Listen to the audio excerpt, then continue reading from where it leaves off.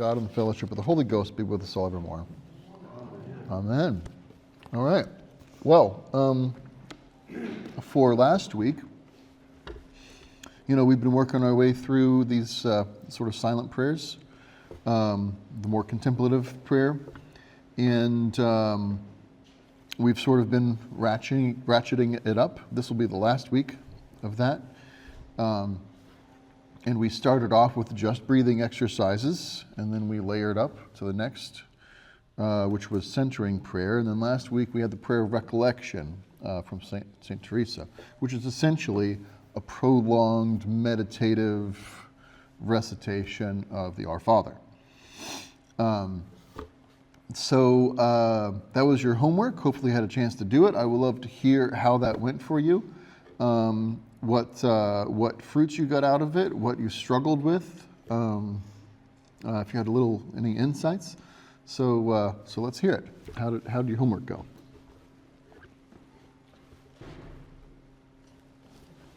Stacy. I found that the breathing is very good, but I have deviated septum in my nose. Oh. When I breathe in my nose, it's kind of hard to, get everything in. Yeah. But then I found that I still got distracted. And I said, no. I'm with you, Lord, you're with me. And then I closed my eyes, and I found that a lot more intentive. Mm-hmm. I was intentive with the Lord. And then I said, Lord, I am not going to just speak through my mind, but I'm going to speak through speaking. Yep. And instead of asking him for better finances, Yep. or any other problems in the family, I say, Lord, it's your will for it to happen. And Yep. I always pray that anyways, but I say thank you, and then I say, Lord, it's in your will. Yep. Instead of asking, I find that asking is difficult, especially for me to ask anything from anyone. And I picked that up, that this is a good way down my path to try to be specifically in prayer Yep. with everything else that's going on. Well, there is that great line, of course, from the Our Father, thy will be done. That is definitely part of the whole thing. But I think you hit on a couple of really important things. I'm going to try to hold them all in my mind as I work through them. But hopefully I don't forget. So the first one is that I think it's important to realize as you begin to build your prayer life, we all have different personality types. And I don't want to get into any weird personality theory or anything like that. That's not really what we're trying to do. But just as you have a sort of a personality setup, you also have a spiritual setup with natural strengths and natural weaknesses. So as you work through these different forms of prayer, some of them will come more naturally to some people than to other people. And what helps one person focus doesn't necessarily help another person focus. And it's good for you to try out different things. So I like that you tried out different things. You said, oh, this isn't working with my eyes open. I'm going to try it with my eyes closed. Oh, this isn't working out with prayer in my head. I'm going to try it with my mouth. That's perfect. Do that. And what you'll find is those are two different, some forms of Christian prayer are intended for the eyes open. Sometimes it will really help you maybe to have an icon of Christ or an image before you that you pray with your eyes open. That really works for some people. For other people, that doesn't work at all. And it's best to close the eyes and cut out the distractions and all of that. So part of what you got to do is do what works. And what works, keep, and what doesn't work, don't keep. Now, the thing you want to guard against, though, is not doing things just because you don't like them. there are some things that we should still do even if it doesn't come natural, because that's how we stretch ourselves. So Martin Thornton, the guru of English spirituality, he said that there are sort of three pillars to English spirituality, and that's office, sacrament, and private devotion.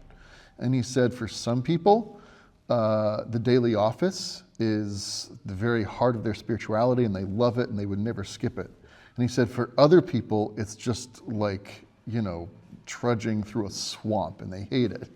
And he said even for those people, though, you can't drop it. It's something that you need. It's something you have to have for a full, balanced breakfast, so to speak. And so it's, but it's just sort of different personality types, different spiritual types. And you got to figure out what works and what doesn't work, what's essential and not essential. And it's awfully helpful to have something like a spiritual director to help you work through those sorts of things. The other thing that I wanted to mention, and St. Teresa of Avila mentions this in her book, The Way of Perfection, where she goes through all of these prayers that we've been teaching you and how to do them. And she says that it's important to realize that silent prayer doesn't necessarily mean not using your mouth. There are some people that need to actually say it out loud. I didn't even realize this. I'm one of those people with an inner monologue. So when I sit quietly, like I've still got my voice going through my head and I think in words and sentences. I discovered just like 2 or 3 years ago, not everybody has that. Some people have no inner monologue at all. And I can hardly even understand how that's a possibility. But there are other people who think in images, and there are some people that think in all different sorts of ways. So, you sort of have to, when I say to someone, say the Our Father in your head, some people just simply may not be able to do that. So it's important to realize that silent prayer doesn't necessarily mean no words. So if it helps you to focus, to say it out loud, to say the Our Father out loud, even if it's just word by word and going off into your own commentary and letting each word take you into different directions, then you should do that. Just like you did. You sort of took thy will be done and turned it into a whole thing. And that's exactly what we're talking about. That is what the prayer of recollection should be doing. And whether now the mode of that doesn't really matter. If it's all in your head, great. If it's coming out of your mouth, great. If you're writing it down in a journal, great. If you're painting it as a picture, great. I have people who give me pictures, paintings, not paintings, but they'll do like handwritten pencil drawings during the homily that is their form of notes. And they'll give me this picture at the end, and I'm like, this is really cool. This is great. Like, what a unique way to interact with the material and to meditate. I think that's wonderful. So, so the modality of it can be many and varied, and you should allow yourself to sort of explore different ways of applying it. So very, very good comment, and we went and that took us in all different interesting directions. One of the things I've been finding as, learning from all this stuff and going a little deeper in, is that I'm finding when I open my eyes and I walk around in the world, how different the inner world is from the external world. And so when I see it, I think in the past, it has come out through my mouth going, this is crazy. Why would you do something like that? Or responding to someone because it's like, this is insane. And so I find the thing that's most difficult for me is now zipping my lip. Yeah. When I say, my saying that does not help the people around me, but I am detecting more and more of the difference between what's going on in the inner world and what's going on in the external world. Yep. Yeah, yesterday we had our spiritual retreat, and we learned, that helps you learn the value of not necessarily saying everything that comes to your mind. So any other comments on? It was nice to have, as someone whose mind can wander when I'm silent, it was nice to have sort of the touchstone of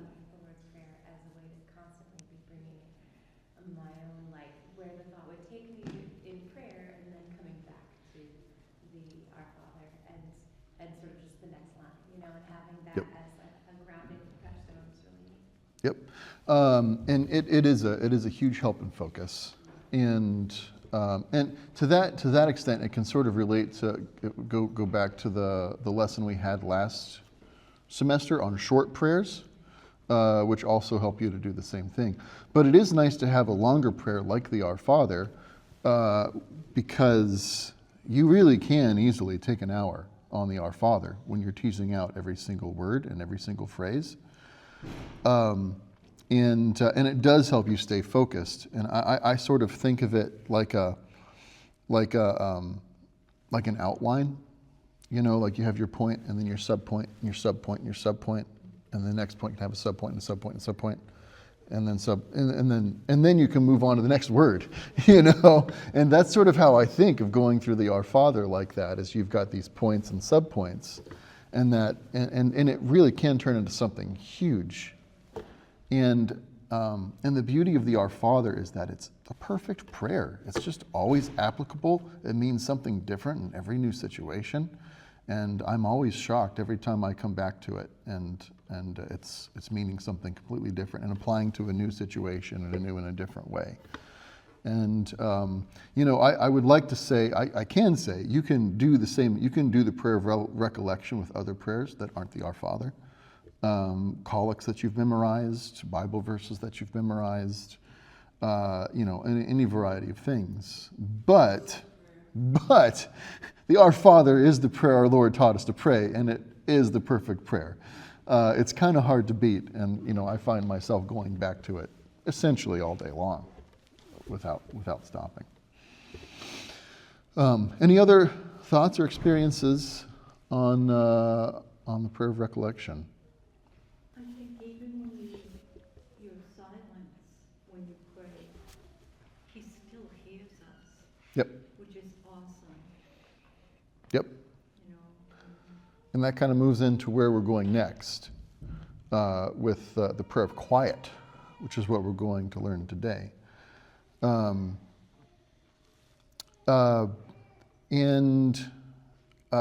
know, I think the more that you get into contemplative prayer, I think the more there's that wonderful verse in Romans chapter 8 about how the Spirit prays with groans that we can't comprehend.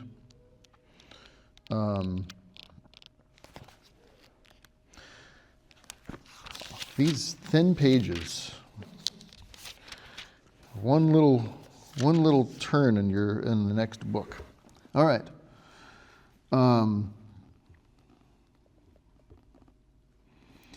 Verse 23, chapter 8 of Romans. And not only creation, but we ourselves, who have the first fruits of the Spirit, groan inwardly as we wait eagerly the adoption of the sons, the redemption of our bodies.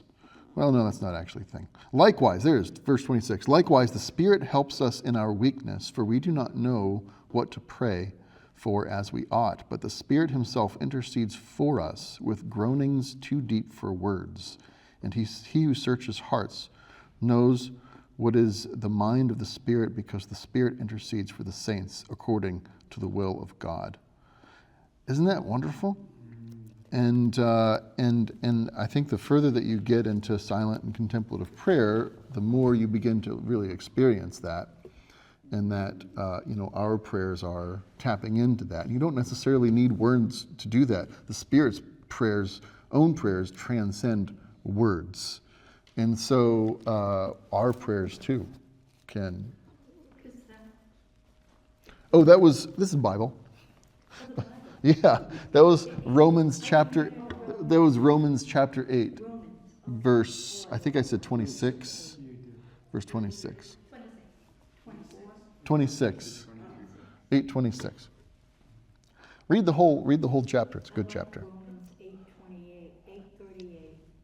Oh no, 8:28. Mm-hmm. 8:38, but I like 8:28. Yep. All things can happen for good. I love that one. Yep. Any other thoughts or comments on the prayer of recollection? Any struggles that you struggled with? Any that we can talk about?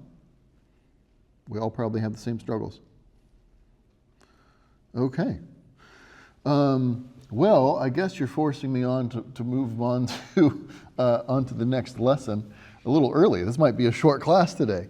But we've, like I said, we've been ratcheting this up. We started off with the breathing exercise, and then to the centering prayer, and now on to the prayer of recollection, which the nice thing about all of those, breathing, it doesn't really have prayer, it's just a practice. And then centering prayer, it sort of has a format for you to follow.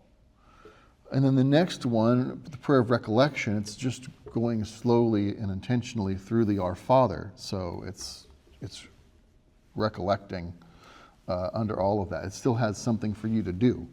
This next prayer is a lot harder. It's called the prayer of quiet. And this is the prayer without words.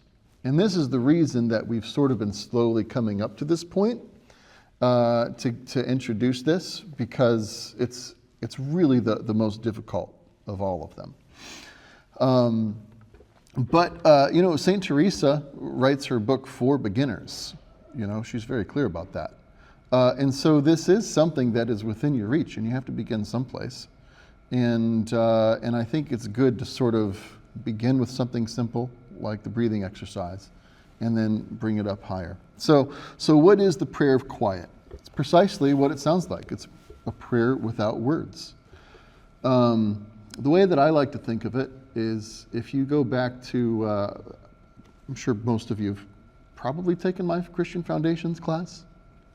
If not, you should. It's good. It's for everybody, not just for newcomers. And you may find yourself learning new things or old things in a new way. I promise you will.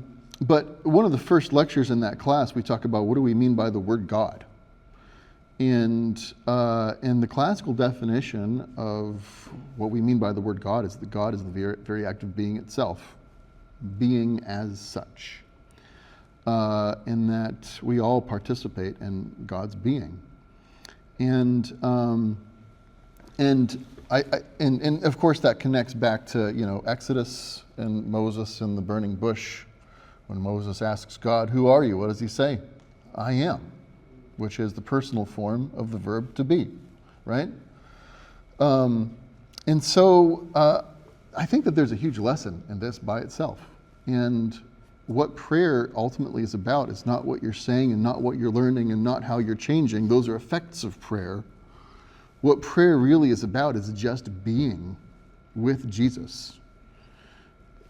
All of this always comes back to relationship, a loving relationship with God. You were made for eternal communion with God.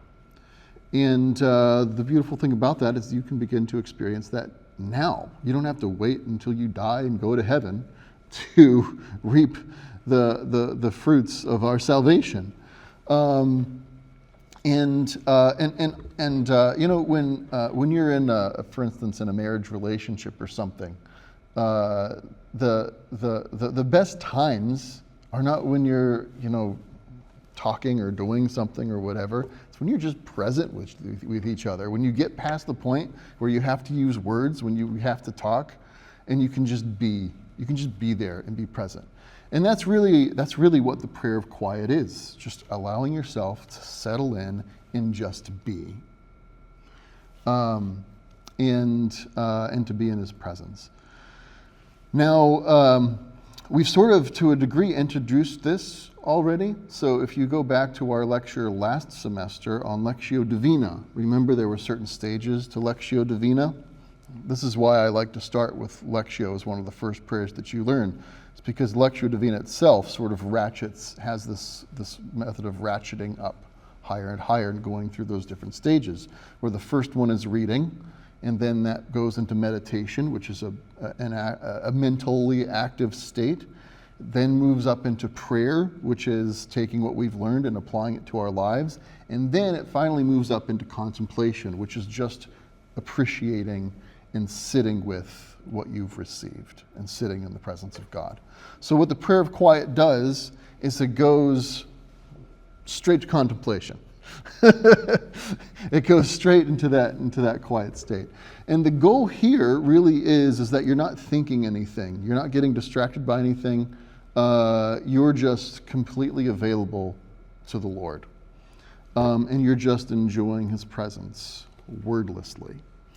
Now this it sounds like a wonderful thing, right? But it's very difficult.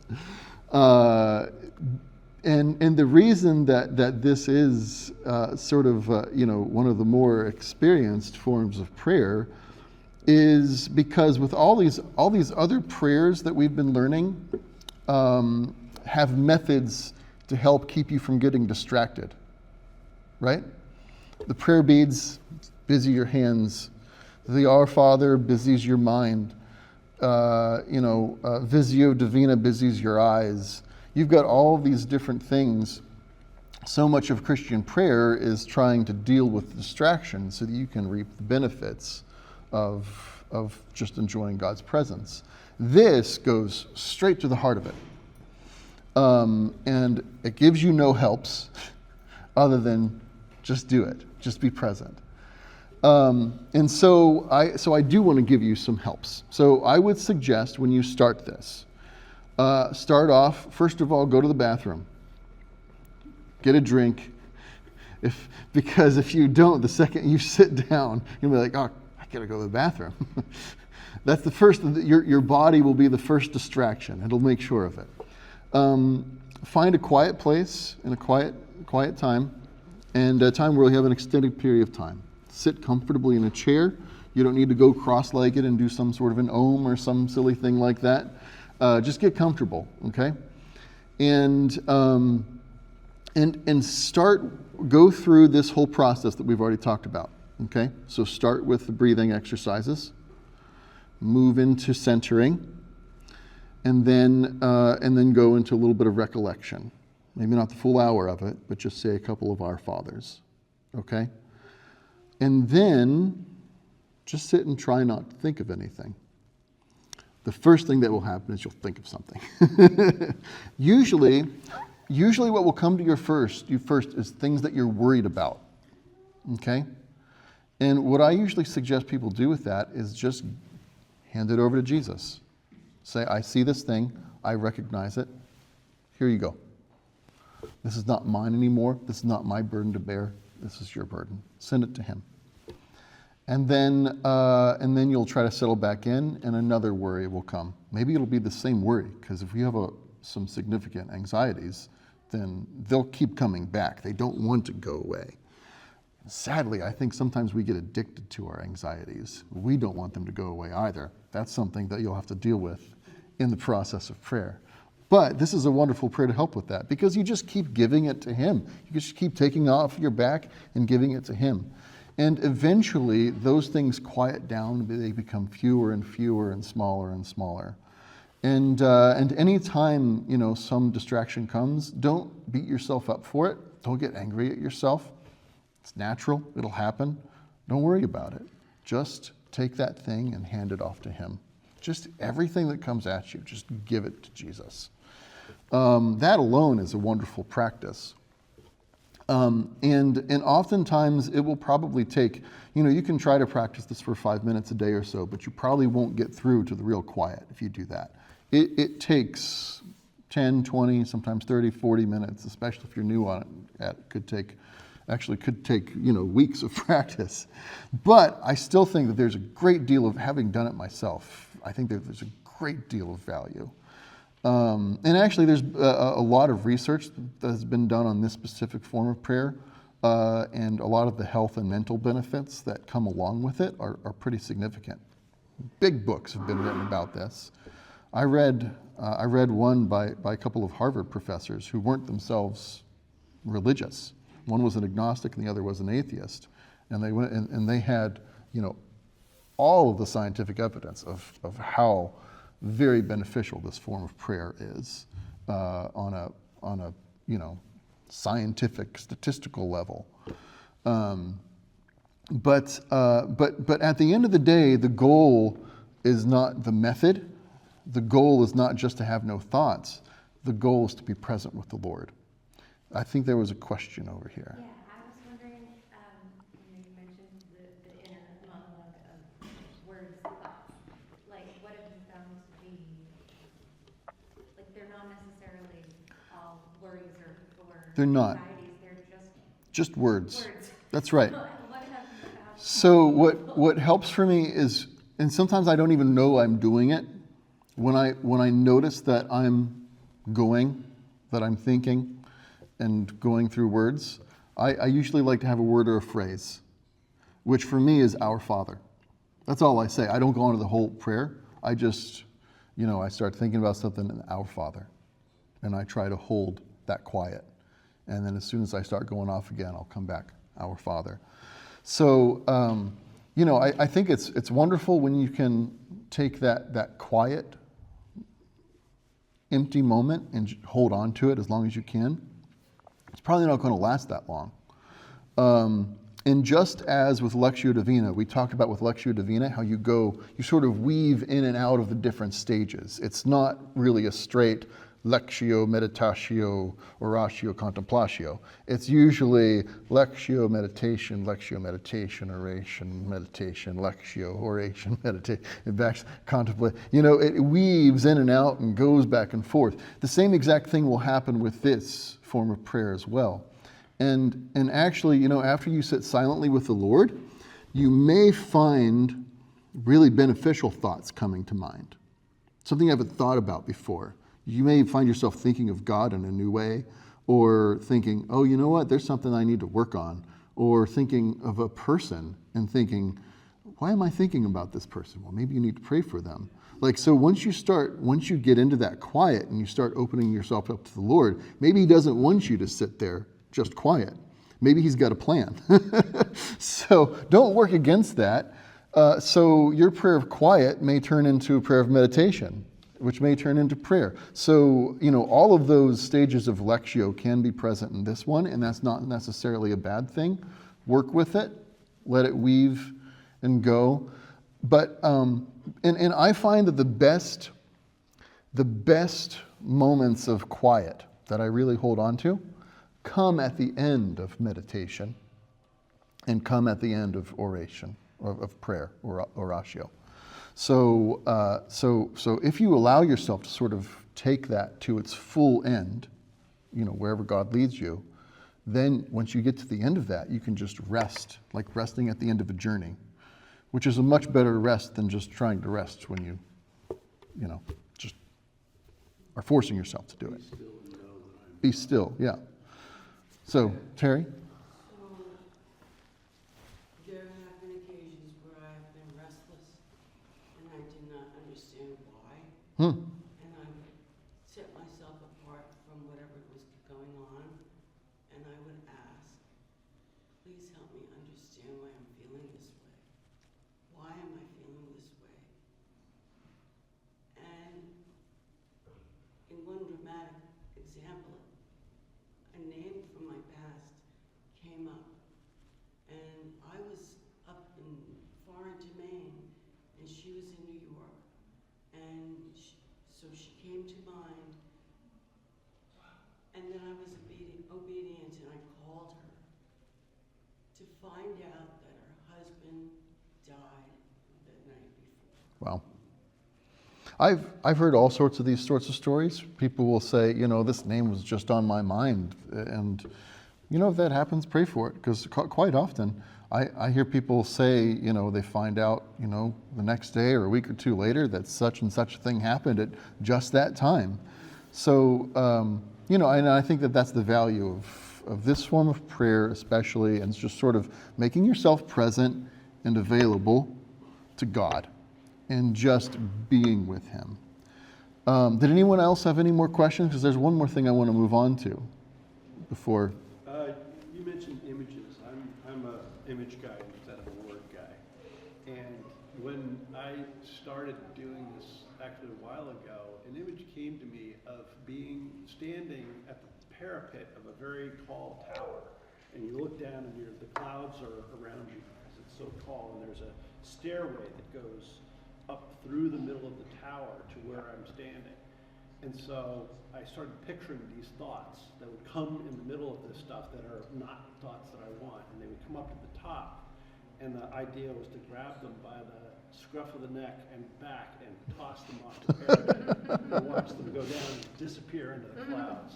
I'm like, okay, where's the next one? Go ahead. And it's about taking those thoughts that want to control your mind and dispensing Yeah. that. Well, there is that verse about keep taking every thought captive. Mm-hmm. I think there's a little application to this form of prayer here.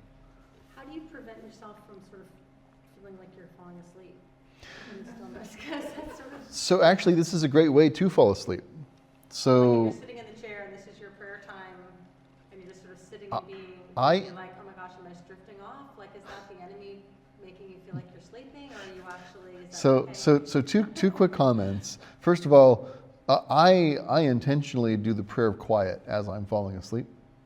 Great way to fall asleep, just to pray yourself to sleep. And so sleep and the prayer of quiet are not necessarily opposed to one another. Oftentimes they'll work together. Also, I've been on a lot of retreats where the retreat leader will say, if you find yourself falling asleep while you're praying, it's probably because you need to. And you should just let yourself and not beat yourself up because of it. So sleep, physical sleep, can be a form of spiritual prayer if it's what you really need. And definitely don't beat yourself up over it. Just let it happen and accept it. And I think that a lot of what Christian prayer really is learning acceptance. Thy will be done. Christian prayer. Red and Screw Tape, though, not that it's the authority on anything, but you know that I've always, it was a really impactful book, and you can see it live in action. I think it's in Boston this month. Like, it's an incredible visual presentation of how the enemy works in our lives to mess with us. And he doesn't need us to worship him, he just needs us not to worship Jesus. And so I think I have held on to that concept that if you're falling asleep while you're praying, that's the enemy getting you to fall asleep, so then you're not praying. And so that's like a big burden that I've had, because there are times where I sit in my corner and I get into this place, all of a sudden I'm like, you know, it's morning, why am I sleeping? So it's so interesting. So No, that can be the case. I'm speaking specifically of the prayer of quiet. I'm not sure that there's necessarily much you can do. It can happen, and you shouldn't beat yourself up for it. There are also other forms of prayer, like if you're falling asleep during intercession type prayer, then that could be a problem. You know, that can be something to fight against. And I would suggest incorporate different things along with it. So one would be to pray while you stand up and walk around a room. We'll talk later in the semester about like processions and labyrinth prayer, which is movement prayer. You could incorporate some of that and mix walking with intercession.